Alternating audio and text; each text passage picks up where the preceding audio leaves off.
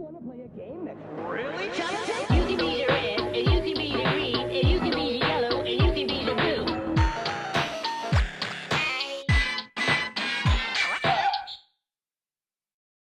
Hello everyone and welcome to Cheat Noise in the House, the channel where we talk about electronic games and music production. I'm Cheat Noise and survey says I'm in the house, and this is a modern recreation of a classic game, if you want to call that game classic. The Max Memory was a game that came out, I'd say, in the middle of 2010s. It's unclear really when it came out because information on that game is pretty sparse, but it was a tiny Simon game. It was really small, even smaller than this. And it was basically your typical Simon game. You had a start button in the middle and 4 buttons around it. On the back, you had a switch to select one of 2 speeds. So you could technically play that game faster or slower. And I say technically because I don't have that game with me today. The game I have is this 2020 recreation of the Max Memory, which was sent to me by Pixel XQ. So thank you so much, Pixel, for sending this one to me. Huge shout out to Pixel XQ. Go check out his channel. It's really amazing what he does. And he shows a lot of janky early 2000s VTech toys that are really fun to watch. Anyway, this game is pretty awful. Yes, it's your typical Simon game, and it works quite well in that regard, except it goes horrendously slow for a Simon game, and it only goes up to 8. Yeah, so you don't have a lot of variety in this game, but in this video I want to show you a few ways that you can use that limitation of going up to 8 to your advantage by showing you 4 different ways to play that you might have not thought of. Yeah. Anyway, let's jump into the video. Bing! I decided that's the sound that jump cut makes. Anyway, as you can see, I have a bop it button close to me, and that's because the first way to play the Max Memory Recreation is basically how you play the bop it button. That is to say, on the bop it button, when you play with it, the goal of the game is literally to go as far as you can before you're out of concentration or you just can't play it anymore. And that's basically what you can do with this, because every time you complete a level, or I call it a level, but every time you beat the game and have 8 points, it resets back to 1 point. So you can see how many rounds you can make before you lose concentration or you just can't play the game anymore. So I'm gonna show you. So standard game of Simon.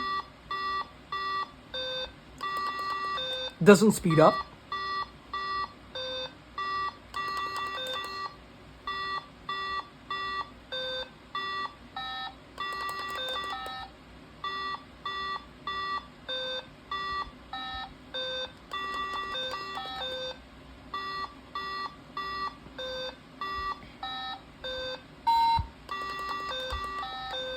And now, as you can see, all the lights flash and it starts a new game. So you can keep going and count how many levels you've made until you messed up or you just can't play anymore.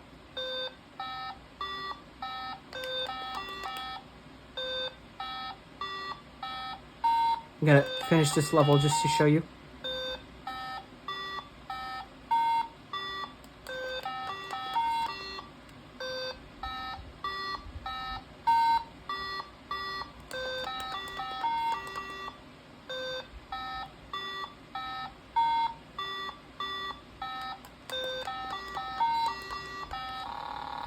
There you go. And now let's say I mess up. I messed up, and now I would have a score of 2. Alright, the next way I'm going to show you I call the speedrun way, because that's basically what you're doing. You're trying to repeat 8 sequences, or a sequence of 8, the final sequence, in the least amount of time possible, and your time ends when you see all lights flashing, when you hear the final game buzz. And I'm going to try to show you right now. I'm not going to perform super well, obviously, but I'm going to try to write how many seconds it took me to finish the game.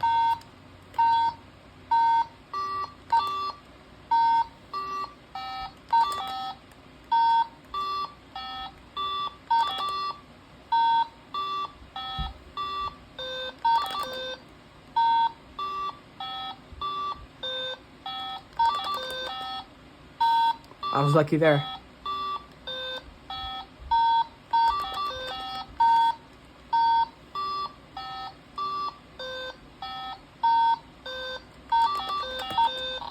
And that was my time. Alright, for this next one, you're trying to complete as many sequences as you can before the timer runs out. Now, for a timer, you can use any ordinary timer. You can set it to 30 seconds, 45 seconds, 60 seconds, any way you want, basically. But for this occasion, I wanted to pull out the Bop It button again, since it has a random time feature, and let's see how many sequences I can do in a random amount of time. So let's set it up first. Blasting. Bop it. Let's start.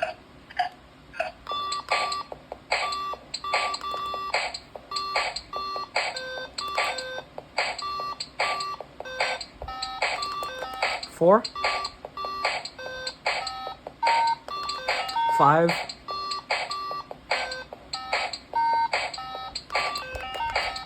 6,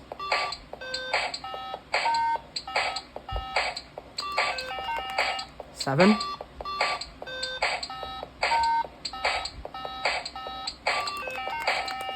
1 level,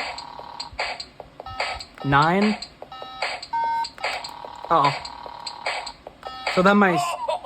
Okay. I hear it's easier when you try. I missed. If you manage to miss once, your score resets to 0, basically. So I basically got 0 points at the end because I messed up. But yeah, that's a neat way to play this game. And the final way to play is basically a luck game. You're basically trying to complete as many sequences as you can before all lights show up. So for example, if you start with green, that's good. As soon as it adds blue, that's good. So let's say it adds like green, green, blue, that's good. And then it will add red, that's good. So green, green, blue, blue, red, let's say. But as soon as you have yellow, your game is over. And if you make a mistake, like all the other games I've showed you, your score is reset to 0. So I'm going to try it. Starts with green. Green, green, that's perfect. So I've got 2. Blue, so there's 2 colors. I got 4, that's good.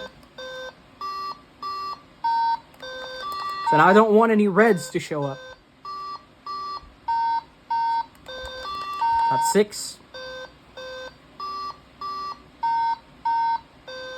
That's good still.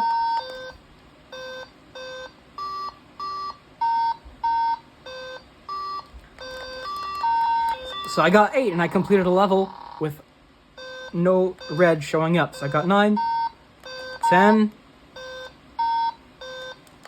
11, 13, 12. I mean, I can't count. No, it's 13. Still no reds, that's good. I got 14. 15.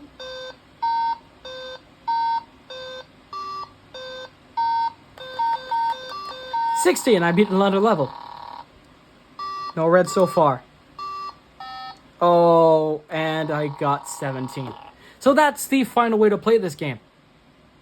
So, as you could see, even if this game was quite boring and didn't have a lot of features to it, we figured out 4 ways to play, and I'm pretty sure we can figure it out more in the future. So, if you have to pick out a moral from this video, if you had to pick one, I'd say be creative with your games, even though you've completed all of them, and it seems like there's nothing else to do. Give yourself challenges, and you'll see you'll have a lot more fun with it for a very long time further. So until next time, cheers!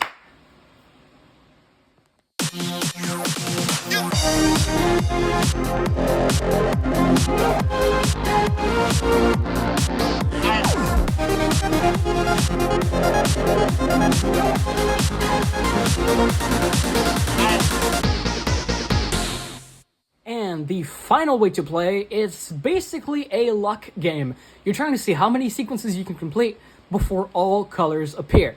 So I'm going to show you. So basically, if it shows you... oh my god. Oh my god, I scared the shit out of me. Oh my god. Alright, the rare...